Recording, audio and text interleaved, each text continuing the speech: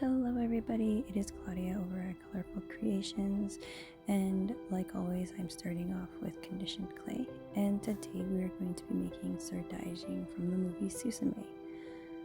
At first I am pinching each side of my clay to get the head shape that I'm looking for.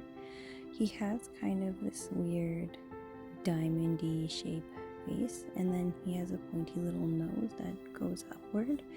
So I'm just shaping the clay in my fingers the way I would like it, in the best way I can, in a 3D form, because his head isn't 2D, it's 3D.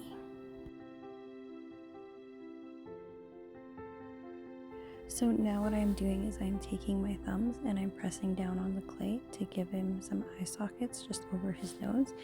This just adds a little bit more definition to his face. And now I'm taking my knifey tool thing and I'm making two little slits on the side of his head. If you look at the anime, he has little things that hang off the side of his head. And then what I'm doing is I am smoothing out the base of the slits just so they're not looking like they're cutting directly into his face. We want it to look as natural as possible.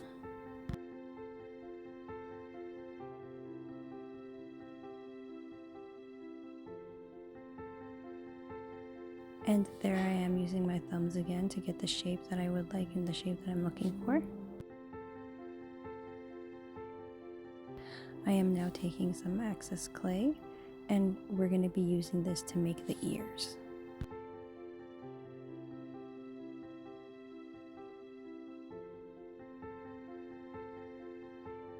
I'm trying to get the clay as close together in size and thickness as I possibly can. Like I say, they don't have to be twins, but they can be sisters.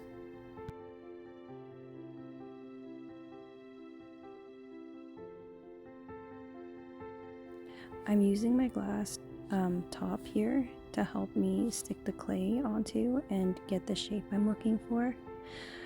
What I'm doing is I'm pinching one side of the clay and I'm flattening out the other, and then I'm using the one that I had already made as a stencil for the other one. And now I'm going in with the end of my tool to make the little groove inside the ears.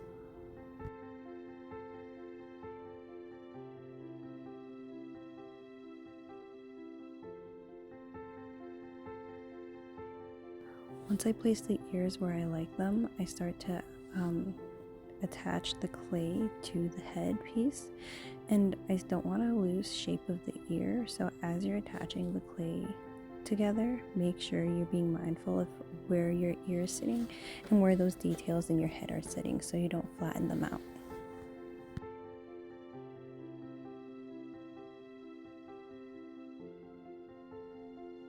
It's important to have well-conditioned clay, that way the clay is easier to work with.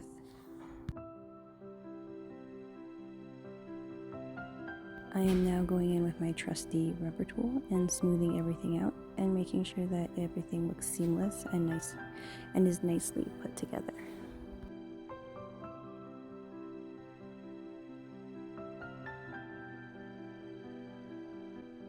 Now that I have our head done, we're gonna go forward and make our coffee cup.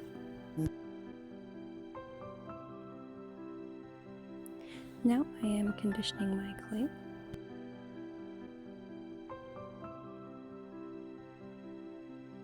After my clay has been conditioned, I'm taking off the desired amount that I would like. And what I am doing is I'm taking my thumb and my fingers and I'm just pressing into the ball of clay with my thumb and rolling it around with my other hand. This will help get you the bowl shape you're looking for your cup.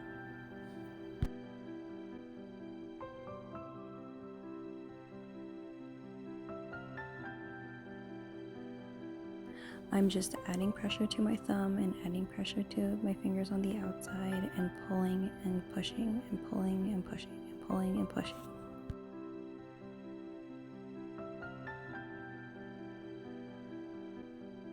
You're going to want to take your figurine and just hover it over your little bowl cup thing just to see the shape and if you want it any bigger or if you need to start over and make it smaller.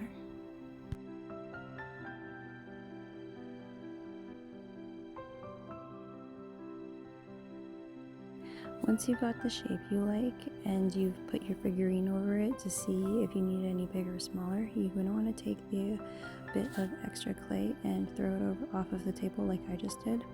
Just kidding, don't do that. Now I'm just going to start over and get some more clay to condition, so I have extra clay to work with because I just decided to yeet mine over. Now I am pressing down on that clay with my thumb, and this is meant to be the base to our coffee cup. I didn't like the way it turned out the first time, so I'm just starting over again. Again, rolling the clay out. Once it's in a ball, I'm pushing it down onto my table, and I'm pressing down onto it with my thumb.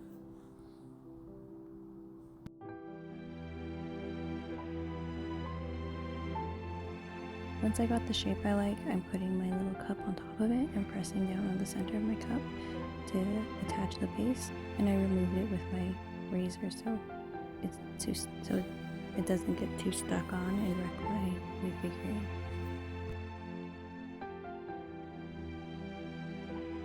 Now we are going to roll out our clay as comfortably thin as we can get it. We don't want it to be too thin because this is what we're going to be using as a little handle for our coffee cup. And we're just going to place it on like so.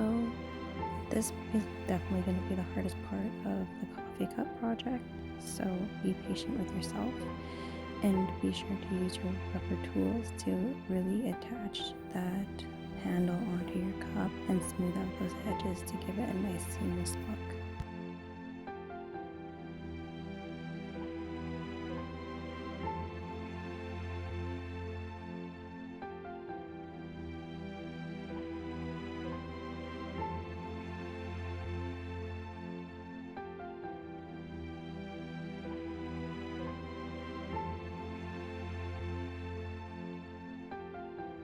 Like I said, this is going to be the hardest part about making your coffee cup, so be patient with yourself. You're going to be moving it around a little bit, and you're going to be moving it around a few times and jimmying it around, but it's going to be worth it in the end because it's going to look so cute.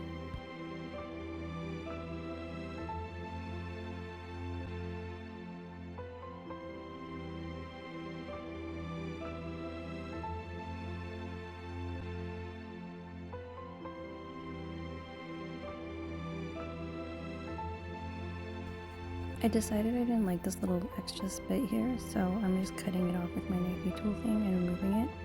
And then I'm going to go over it with my rubber tool again and just smooth it out and make sure it's nicely attached to my coffee cup.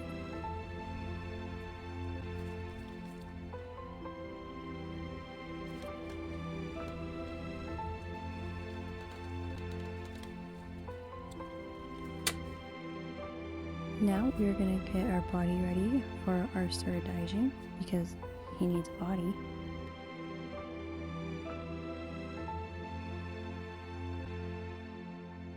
So what I'm doing is I just rolled the clay in between my hands so it's a nice oval shape, and then I am going to pinch it on one end to kind of give it a little groove so it kind of looks like a beam because he's going to be sitting inside the coffee cup. So we need to move the body into kind of a swooping shape like a sloppy C so it fits into our cup like so.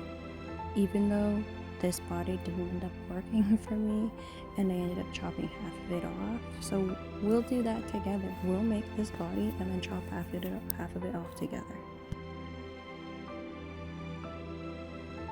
Like always, I've got my armature ready.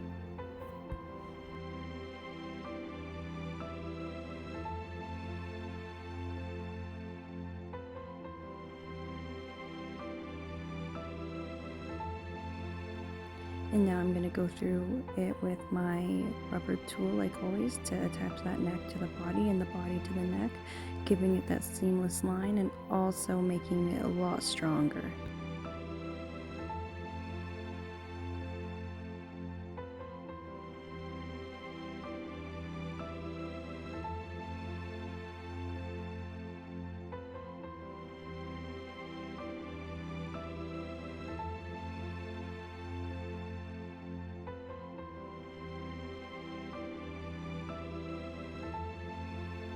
This is where I realize my body's too big, so I just take off a good chunk of the body and then I just smooth it over around at the tips of my finger to get it a nice clean finish again, because we don't want to start over. I already added my armature, I already smoothed out my neck, we're just gonna work with what we got. And this worked out a lot better. His body fit a lot better in the cup, and it actually made him look cuter and a little bit more like the anime with a smaller body, so I was quite happy with this. Now we're gonna get ready to make our legs, and we're just gonna put the legs on like so. And what I did there was I put him in the cup, and then I saw how I liked him sitting in the cup, and then I attached the legs. And I take my knifey tool and I'm adding his little toe beans. So he's sitting in like so.